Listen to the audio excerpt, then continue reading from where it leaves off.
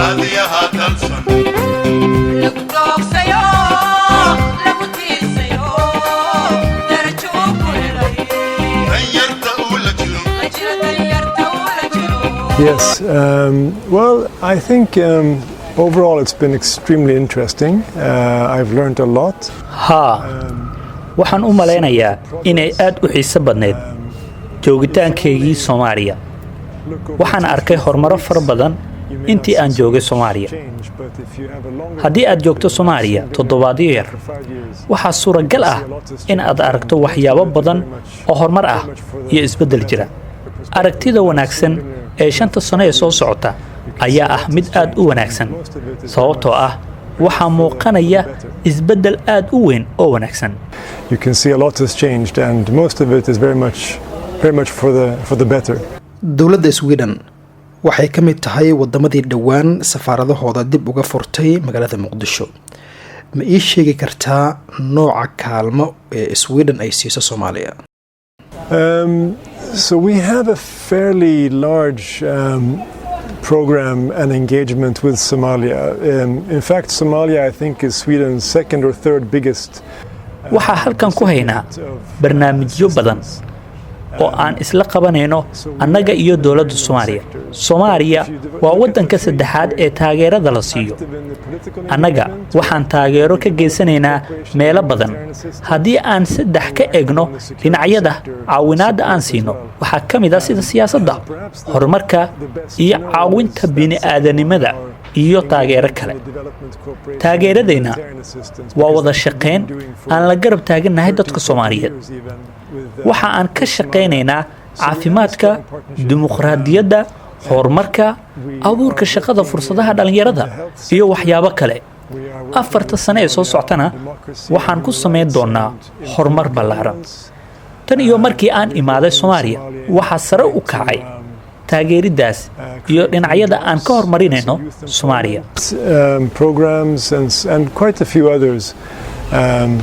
We've been doing it for a long time, but in the last 4 or 5 years we increased quite a lot, both our engagement, our staffing. When I came, there were only 5 of us on my team, and now we're 15 people, so we have grown quite a lot since the time I came.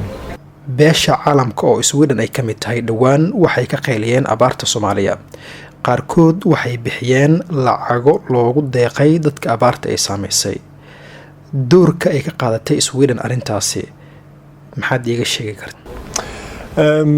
Well, we already began to allocate financing at the end of last year. So in November, December, we already began to see the horey ayaan u bilownay ururinta lacagta. dhammaadkii bilihii November iyo December, horey ayaan u qaadanay go'aanka 22 milyan ee dollar aan ugu deeqnay dadka Soomaaliyeed ee abaarta saameysay. markastana waan isku dayeynaa inaan sii wadno. waxaan garab taagannahay dadka jilicsan. waxaan rajaynaynaa in Soomaaliya ay ka gudbi doonto abaaraha, ayna aadi doonto horumar. hadda si degdeg ah ayaa looga hortegayaa abaaraha. qof kastana wuu ka qayb qaadanayaa. kiiloomitir 13 afgooye iyo meelo kale ayaan booqanay, annaga iyo saaxiibadeenna, si aan ugu kurgalno dadka abaaruhu ay saameeyeen. waxaana soo aragnay wax aan wanaagsanayn. haddii dhaqaalo badan iyo ballanqaadyo la helo, waa laga gudbayaa. waxaana arrimahaas iyo isku daygaasi uu ka imaanayaa beesha caalamka, diyaasbaraha iyo dowladda Soomaaliya laf ahaanteeda. So everybody hopefully is engaged in trying to avoid famine, to try to help the victims of the drought. We've also tried to travel ourselves. I've been to Bardere.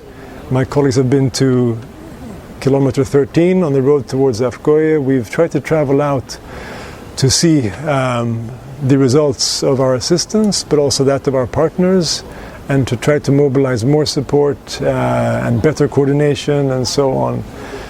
So I think we're on a much better track than what was the case 5-6 years ago, when we had the last major crisis in this respect. But we're not there yet. We're not safe yet. there's still a big risk of famine. We need more resources, more implementation, and so on. But so far, I think that a very good effort is being made by international partners, by Somalis themselves, by the diaspora, by the private sector, and so on. So my impression is that everybody's trying very hard to help, and we need that even more. Ka hor doorashadii madaxtinimada Soomaaliya waxaad ka qayliseen inay dhici karto musuqmaasuq inta doorashada ay socoto. Waliba si gaar ah waxaad u sheegtay in xildhibaanada haysta dhalashada wadanka Sweden haddii ay ku lug yeeshaan musuqmaasuq in ay mari doonaan ama la marsiin doono sharciga iyo dastuurka wadanka Sweden. Maxaad ula jeeday arrintaas? I mean, we were in a very tense and difficult period, and I think we all realized that the electoral model was a complicated one.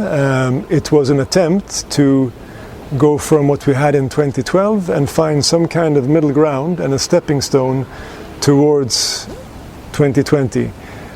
waxa ay ahayd xilli adag waxaan u maleynayaa dadka oo dhan in ay ogaayeen in doorashadu ay ahayd mid adag waxaana la eegayay 2020ka waxaa jiray mas'uuliyad badan oo ah in doorashada iyo codbixinta ay ka dhacdo Soomaaliya waxaa jiray horumar badan oo dhinacyo badan ah gaar ahaan baraha bulshada waxaan rabnay in aan hubino dadka haysta dhalashada wadamada ka baxsan Soomaaliya haddii ay sameeyeen wax ka baxsan sharciga in aan sharciga dalkeena ay wajahaan sababtoo ah Sweden waxay ka mid ahayd wadamada sida UK, USA iyo kuwa kale oo go'aamadaasi camal gaaray haddii lacago sharci dara ah laga qaato ama waxyaabo kale waxa ay dhibaato ku tahay shuruucda dalka dhammaan nidaamka doorashada ayaa ku qancay go'aanka waxa hadda baarlamaanka ku jira dhalinyaro badan haween mudanayaal ku cusub siyaasadda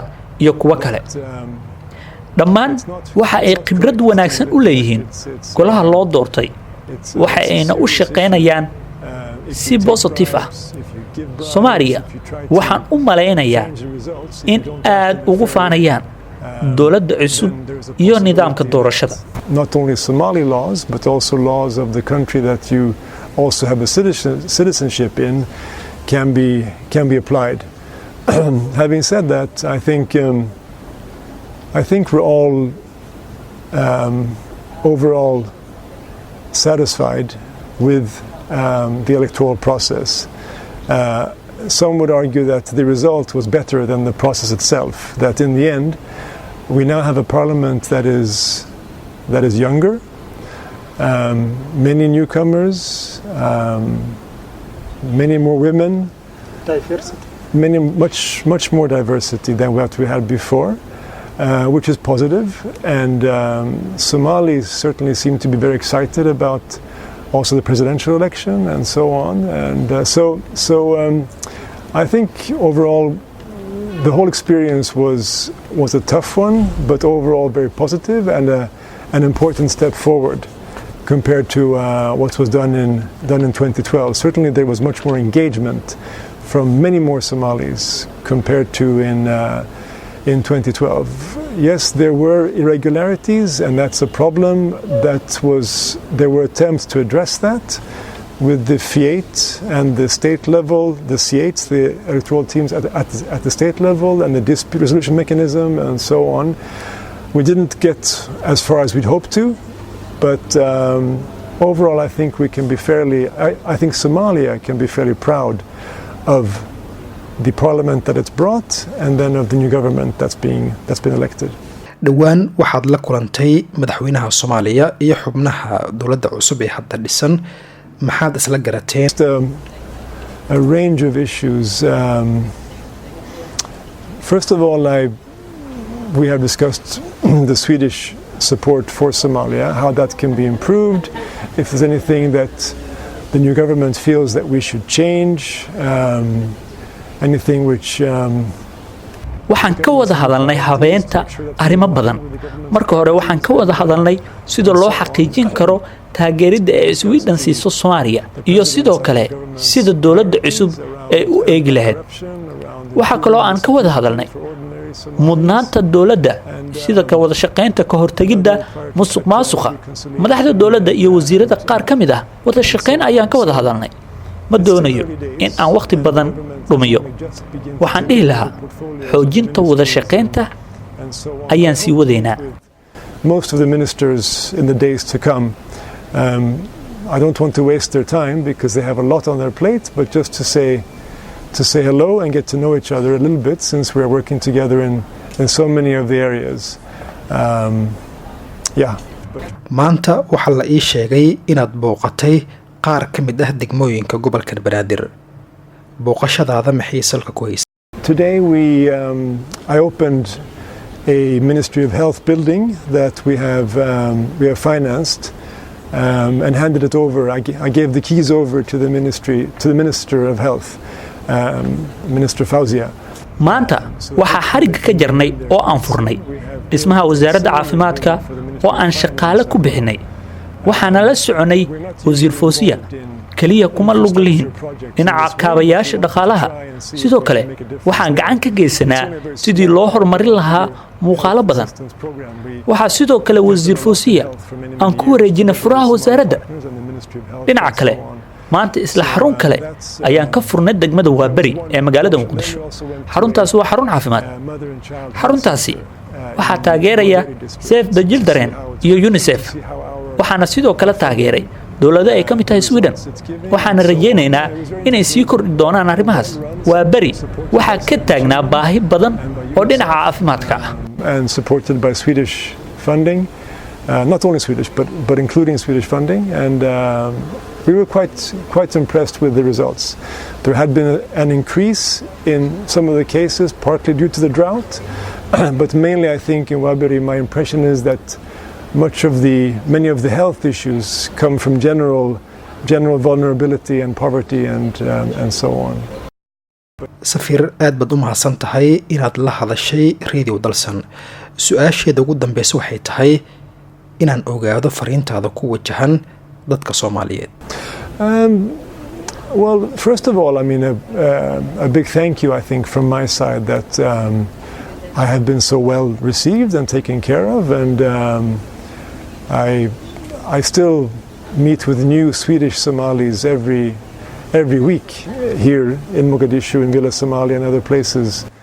marka hore si weyn ayaan ugu mahadcelinayaa dhinacayga kuwaasoo aan ka taxadirno wali waxaan wadnaa kulamada aan la qaadanayno shakhsiyaadka ku sugan madaxtooyada hoteelada iyo dhismayaasha kale waxa aan ka wada hadlaynaa xaaladda adag sidoo kale diasparaha ayaa kulamo na dhaxmaraan doorka Soomaaliya ayaana ka wada hadlaynaa waxaana sheegayaa in Soomaaliya ay wanaagsanaan doonto waxaan qiyaasaa fariinteeda inay tahay in Soomaaliya ay isku yimaadaan oo ay horumarkooda si wada jir ah u sameeyaan waxaana rajaynayaa sanadka soo socda in horumarkaasi uu sii socon doono 5 years I've seen a lot of it and I hope to see even more in the coming years.